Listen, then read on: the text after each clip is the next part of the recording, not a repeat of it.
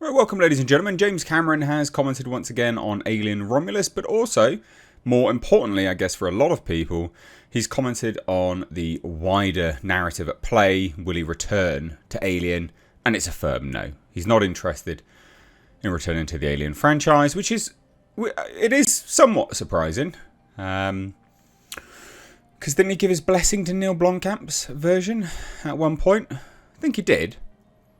So anyway, there you go. We'll take a look at this. Hit subscribe if you're new here. Turn those bell notifications on. But let's take a look. So, this is just an article that highlights his comments from The Guardian. And this is him basically saying, no, I'm not interested in coming to, back to the Alien franchise at all. And as a little bit of a bonus, Fede Alvarez does reveal whether the studio pushed back on a certain thing, and they did. So, spoiler alert for that later in the video. But anyway, here we have it. So it says, it's not unfair to say that James Cameron's, is a huge filmmaker. We know he is. He's made so much money with these Avatar films alone. And he's made just incredible sums of cash for any studio that he's ever really worked with, to be honest. I don't know if he has made a financial flop. You have to let me know down below. So whether you like or dislike his Avatar films, they make money. So he basically says, yeah, I'm done. I'm not interested in making an Alien movie ever.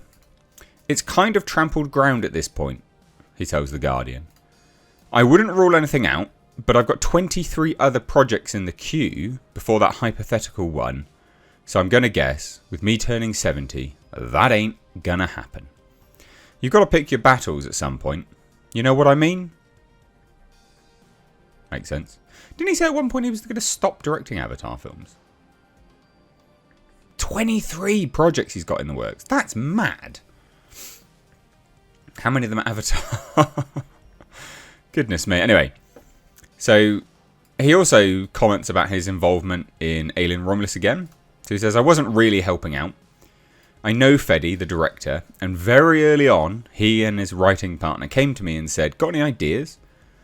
No, they had plenty of ideas, but they just wanted to kind of, pilgrimage to Mecca or something like that. But that was years ago. Then they went off and wrote their thing, and I had nothing to do with it. So, there you go, I guess.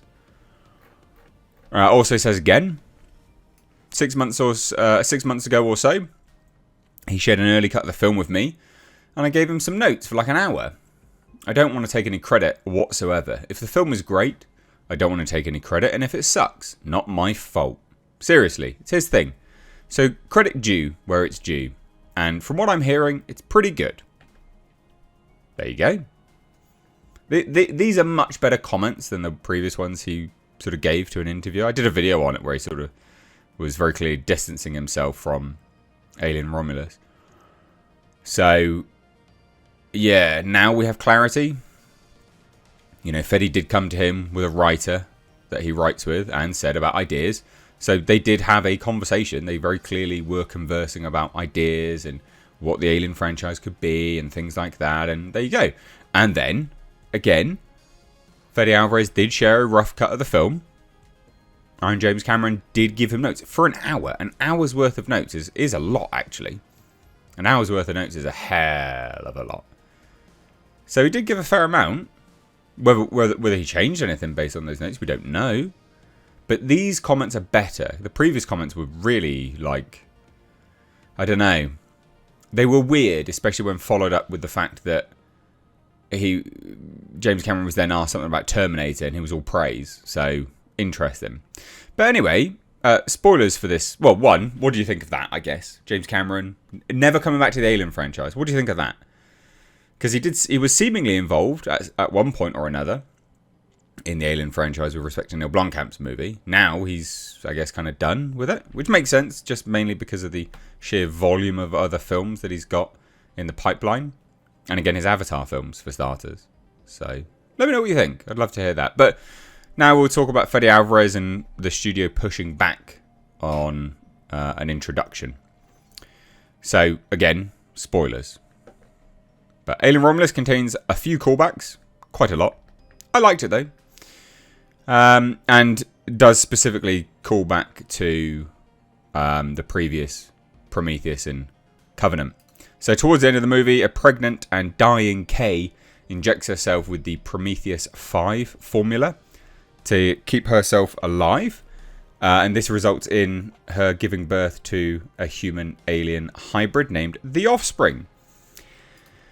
So, well, that's named The Offspring in the credits, sorry. That was actually played by a basketball player, by the way.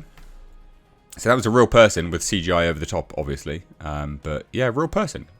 Huge. So, he spoke to The Hollywood Reporter, and director Fede Alvarez revealed that the studio did initially have some reservations. Which, good for them. Because arguably that was actually... This is one of those weird times where like the studio's feedback is good. Like, he should have done it. Because, the end of the film is the worst part of the movie. Like, it just is. And I still like the film in spite of that. But he says they did push back at the beginning with regard to The Offspring, but not because they didn't like it. They just thought, is it too much?